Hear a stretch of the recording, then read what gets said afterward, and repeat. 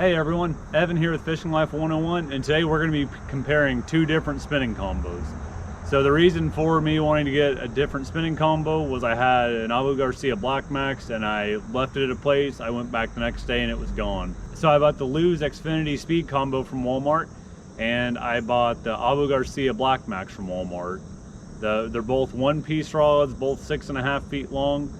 In this video I will go into more depth on each one of them. Stay tuned. Hey everyone, so today we're going to be doing a review on this Lews Xfinity Speed Spin combo that I bought at Walmart. $68. It is a class 300 reel, the XS30. It's got this nice handle right here, the nice grip on the handle, along with the same kind of grip right here on the handle where you hold on to. This is a medium powered rod. It's a fast action rod.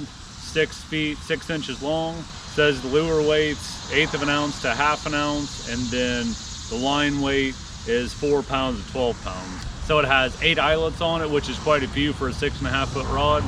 It's a one-piece rod. I didn't see any two pieces there. I'd say ideally I would have liked to have a 2-piece just so I could break it down if I wanted to take it on a trip or anything.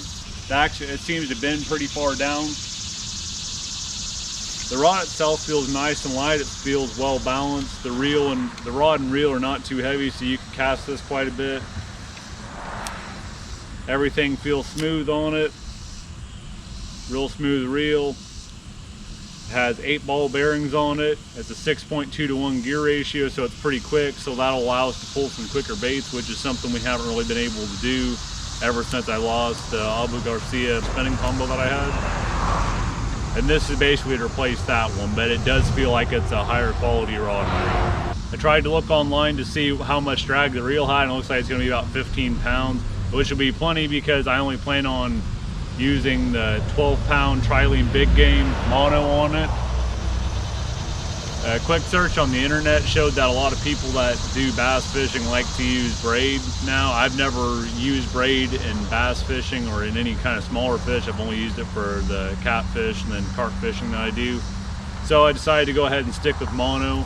Besides that, it's like 1/10 of the price, so it's way cheaper. So we're gonna give this 12-pound mono a try first.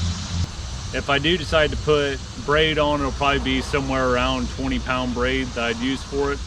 The interesting thing with this spool though is that unlike some of the other spools, the 2 other spools that I've done in the past where I've had to put mono backing on them, this one won't require any mono backing because it has this gnarled piece on the spool here, and that's going to allow the braid to stick right onto that, so there won't be any need to mess around with the mono backing or putting electrical tape on there. Should just be good to go. So after I get this spooled up the 12-pound mono, we're going to take it out fishing. We're going to try it out.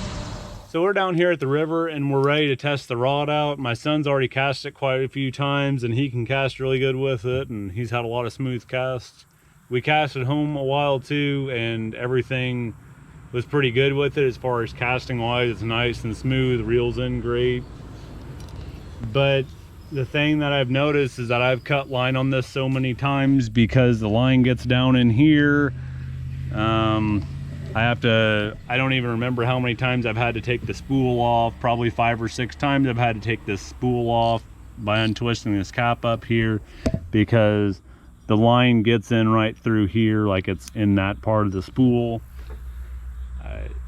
I'm not, and obviously I can't do a review over longevity, but I haven't even been able to cast it yet at the river hardly because it's tangled up so bad. The design on it just makes it very susceptible to getting tangled. If you look under here, the line can get under there pretty easily, and when it's under there, it's just more than happy to keep on wrapping right up.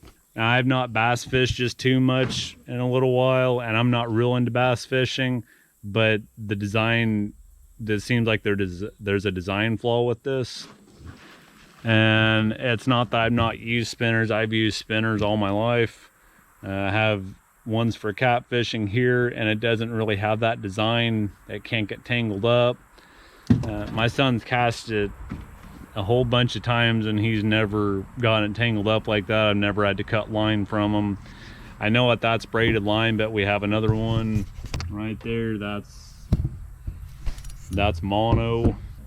I guess for right now, and I'll still keep on casting with it. And so right now, what I would say, if you're going to have a child that's going to be casting this rod with you, don't get this rod and reel combo. Get something else. Get something that's not going to tangle up like this. I had an Abu Garcia Black Max before this, and we never had this problem. I've never had it tangled up anything like this. And we've only had this pole for 2 days, and this is the first day we've actually taken it fishing. Because I've already spent so much time cutting line, feeding it back through the eyelets, and then tying a lure back on it. And I really don't want to have to do this again. I'm really just thinking about taking this back to Walmart and getting my money back, and either getting a different spinner, or if it's just going to be myself using it, I'd probably just get a bait caster. But I wanted to get a spinner so my son could use it too, and that can't really happen. So this is the Abu Garcia Black Max spinning combo. This is from Walmart. This was $40. It is 6.5 feet long. It is a one-piece rod. It has 8 eyelets on it. The reel itself is a class 300 reel. It has 4 ball bearings in it, and it has a 5.1-to-1 gear ratio. Overall, the foam EVA grips, they feel nice to grip them. The grip is very good on here. It's comfortable. This is just in general a comfortable rod and reel to use. It's held up well for me. My last one did great, and I'm ready to try out another one too. This rod and reel combo is $40 at Walmart. Whenever you reel the reel, it feels smooth, but it doesn't feel smooth like a $100 combo smooth or more expensive.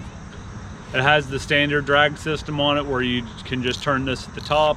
It's pretty quick. It has the anti-reverse that many of them have. Just all pretty standard features for a spinning reel combo that you would find at Walmart or any other place like that. Overall, I can't say really any negatives with it. I think it's a very good price for $40. I think you're getting a heck of a deal. So after reviewing both of these combos, after casting with them, fishing with them, and just in general getting to see how good they feel, maybe wondering how I would rate them then. I would have to say that as far as being in your hand, as far as smooth, how smooth it is, as far as castability, just general feel of the rod and reel, I'd have to give it to the Lews. It's a more expensive rod and reel, but you can really feel the price difference in them. It's a little bit lighter, and it just in general, it feels a lot smoother, and it feels like a lot nicer rod and reel combo. But that's not saying that I would choose the Lews over the Black Max any day. I actually ended up taking the Lews spinning reel back to Walmart and getting a refund on it. And this isn't because I didn't like the rod and reel. This was because it was too expensive or anything. It was because if you're using the rod and reel, if you're letting a kid use it, it can backlash really bad, as you saw in the video.